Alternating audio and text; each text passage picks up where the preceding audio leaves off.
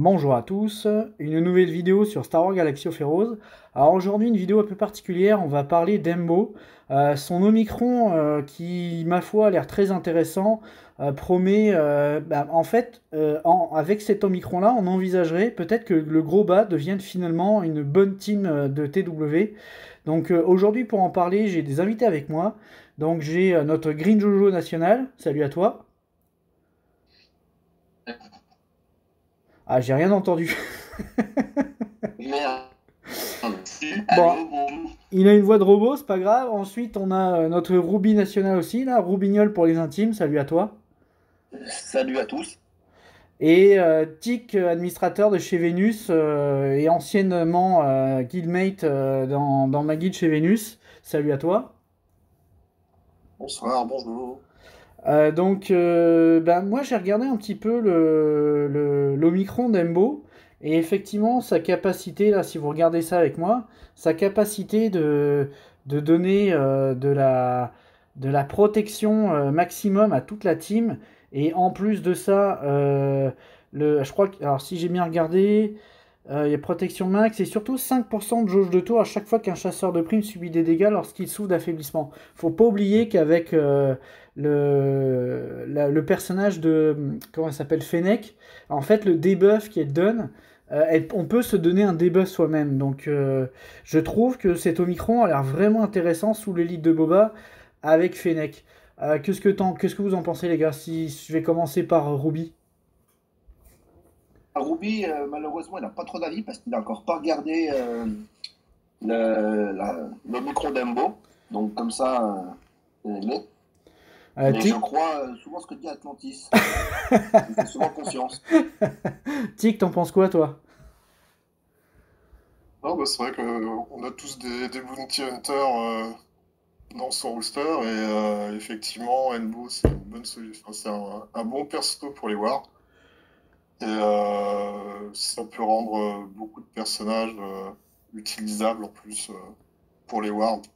Puis Green, Donc, toi, t'en penses quoi? Moi, je l'aime bien. Je sais pas si vous m'entendez, mais en tout cas, moi, je l'aime bien, mais pas forcément sous Groba, plutôt sous Bossk. Parce que déjà que le lead de Bossk, il est déjà très défensif. Mais en rajoutant encore déjà juste le 40% de protection max au début, je trouve ça déjà très très fort. Euh, ouais, ensuite, le fait qu'il récupère de la prot à chaque fois qu'ils sont à debuff, c'est ça? Il récupère de la prot, mais c'est qu'en plus, là, j'étais en train de lire, c'est ça que je voulais parler, là, il y a les 5% de jeu de tour, mais c'est parce qu'en plus, la team gagne les 30% de défense. Si je dis pas de bêtises, avec Groba, il me semble que quand le contrat est actif, la team gagne 18% de défense. Donc, comme ça va cumuler, ça fait quand même 58%, 48% pardon, de défense en plus. C'est pas rien quoi, 48% de défense en plus, avec un 40% de protection, sachant qu'en plus quand le contrat avec Groba est activé, je crois que la team gagne en plus de la vitesse en plus, de la protection en plus. Il faudrait que je retourne sur le lead de Groba, là je vais faire ça tout de suite, mais il me semble que si ça se cumule avec les deux là, ça devient costaud quoi. Pendant que tu fais ça, j'aimerais juste. Ce qu'il y a d'intéressant aussi, c'est que, en fait, sur la SP1 de Embo, donc le casque guerre Kyuzo, il fait des dégâts à hauteur de sa protection max. Donc, juste le fait qu'il ait de la protection en plus, bah, en fait, c'est comme s'il avait un plus 40% d'attaque à la place du 40% de prot. C'est un peu comme si c'était écrit 40% d'attaque juste pour cette SP. Et le fait qu'il récupère sa protection, bah, ça fait qu'il va pouvoir rejouer le plus souvent possible sa capacité qui est en fait sa source principale de DPS quoi. Ouais, effectivement.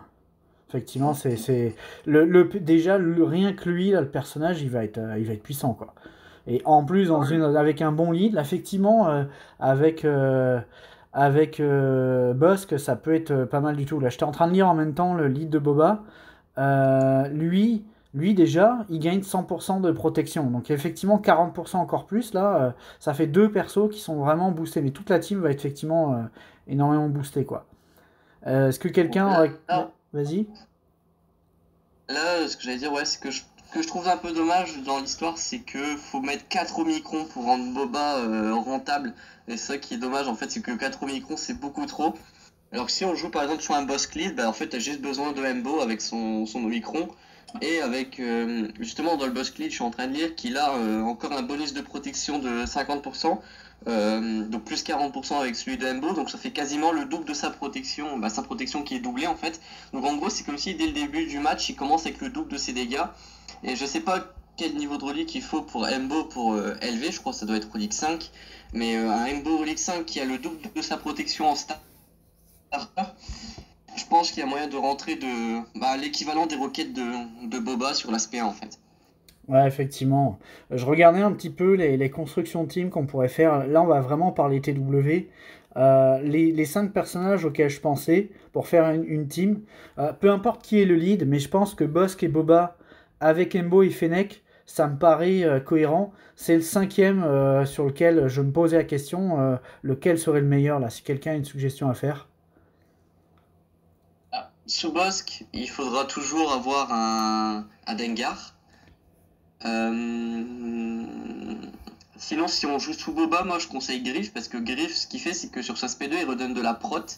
Et si on veut vraiment jouer sur la SP1 de Embo pour faire des one-shots, c'est bien d'avoir du gros régène de prot. J'avais pensé à Griff aussi parce que avec les retrieves, le soin, le fait de pouvoir virer les confusions, c'est un petit peu le soigneur de l'équipe, quoi. C'est ce qui va permettre d'enlever les debuffs. Malgré tout, la mécanique de l'équipe fait que quand on a des debuffs, c'est là qu'on a des buffs de dégâts et d'attaque. Donc est-ce qu'on a vraiment envie d'enlever ça? L'autre point aussi qui me faisait je recommence. L'autre point qui me faisait hésiter avec Griff Karga, c'est qu'il est côté de lumineux. Et Fennec, son buff qu'elle met, son debuff qu'elle met mais qui donne des buffs, c'est en priorité sur les personnages côté obscur. Donc l'équipe telle que je la conçois, à la base, ça serait justement 100 personnages du côté lumineux. Donc moi je me disais, un personnage qui est over puissant dans l'équipe, bah, ça serait tout simplement le Boba Fett. Surtout tous ceux qui ont monté l'exé, ils ont un Boba Fett R8 qui est capable de cogner avec toutes les mécaniques de dégâts qu'il donne. Et sans oublier qu'avec le lead de Groba, toute la team va ignorer la raillerie. Donc ça veut dire qu'on va pouvoir tranquillement péter la tronche à tout le monde. Faut savoir quand même que sous le lead de Groba, mais si on met Bossk avec, on a quand même 3 personnages que sont Boba Fett, Embo et Fennec qui vont taper comme des brutes. Donc en fait, on n'a pas vraiment besoin du Mandalorien pour ceux qui l'auraient suggéré, ou même de Django, qui pourrait aller ailleurs. Par contre, effectivement, le 5e, entre Dengar, Boba et Griff, ça se pose quand même la question. Parce que c'est vrai que le fait qu'ils donnent la rétribution et qui surtout s'il y a des confusions permettent de les enlever, ou des buffs un peu plus chiants comme des immunités aux soins ou à la protection d'ailleurs, ça peut être intéressant de le donner. Je sais pas si Ruby, toi t'en penses quoi? Je sais que t'es pas un joueur spécialement axé sur les BH, mais bon, est-ce que t'as un avis là-dessus? Bah, moi, mon avis, c'est qu'il faut encore monter un perso Relic 5, que j'ai pas du tout. Et ça n'a pas une team qui va être facilement accessible rapidement. Même s'il n'y a qu'un Omicron à mettre sur Embo. Ok. Et puis, Donc, du coup, je vais vous laisser faire et regarder comment ça se passe chez vous. Et en fonction, j'aviserai. Moi, je suis un suiveur, moi. Je suis ceux qui réfléchissent. je précise, Ruby avant était un leader de guilde. Mais ça, c'était avant. Mais entre gérer une guilde et savoir jouer, ça n'a rien à voir. C'est deux compétences totalement différentes. C'est ce qu'on appelle un bon leader. Faites ce que je dis, mais pas ce que je fais. Ah là là. Je vais rebondir à 3 choses. Déjà, Embo, pour qu'il soit encore plus intéressant, déjà il faut que son contrat se proc assez rapidement parce que quand son contrat proc, il a une nouvelle capacité qui débloque et c'est une capacité déjà qui lui permet de récupérer de la prot. Donc c'est important d'avoir le contrat rapidement, donc c'est pour ça que Fennec va être très intéressante qu'on joue Boba ou Bossk en fait. Dans les deux cas, on est obligé d'avoir Fennec. Donc ça c'est la première chose. La deuxième, je rebondis un peu sur Griff où tu disais que il faut qu'avec Fennec elle met excès de confiance que sur les personnages côté obscur. En fait, c'est pas si grave que Griff n'ait pas l'excès de confiance justement parce qu'en fait l'excès de confiance ça fait en sorte que ça augmente l'attaque en réduisant la défense du personnage si je dis pas de bêtises. Et justement Griff on n'a pas forcément besoin qu'il DPS, on a surtout besoin de ses SP. Et du coup, forcément, si on n'a pas besoin qu'il DPS, ben on a besoin qu'il garde sa défense. Donc au final, s'il a pas l'excès de confiance, c'est pas très grave. Ouais, c'est pas faux parce qu'effectivement, ça diminue je crois que c'est 18% de mémoire. Il faudrait que je retrouve, je suis en train de regarder en même temps, mais il me semble que c'est 18% de défense en moins pour ceux qui ont excès de confiance. Donc, je vais retourner, excès de confiance. 20%. C'est 20% de défense, 50% d'attaque et 10% de vitesse et 15% d'esquive. Donc effectivement, que lui, il l'ait pas, c'est presque bien. De toute façon, il est camouflé, en général. Ouais. Donc, à part poser la confusion et mettre la retrieve et faire le mass assist, c'est plus un soutien qu'autre chose. Donc effectivement, qu'il l'ait pas, c'est une bonne chose. Et surtout, ce que je me dis, c'est que Embo et Fennec, si on part du principe que toute la team Herolix, à eux deux vont vraiment faire tout le DPS, parce que déjà la basique de Fennec, elle met 5 attaques, et un perso modé full offense qui met 5 attaques sur une basique, je pense qu'il y a moyen de tourshot des gros persos, donc...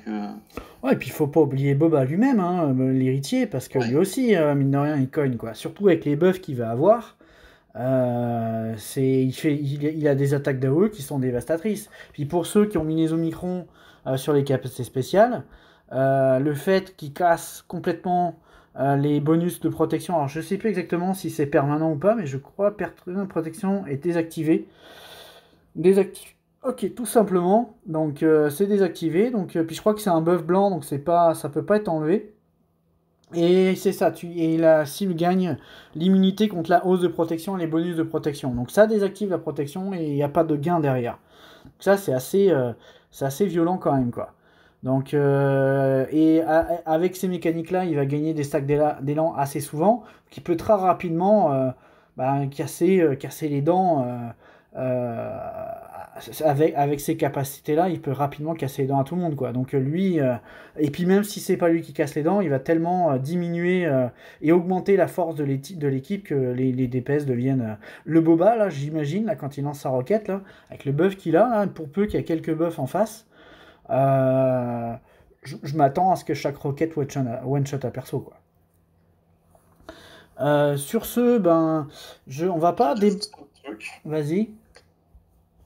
Avec tous les bonus de protection et tout, moi je me demande si une deuxième team de Bounty Hunter serait pas. Ça ouvrait pas une deuxième team de Bounty Hunter.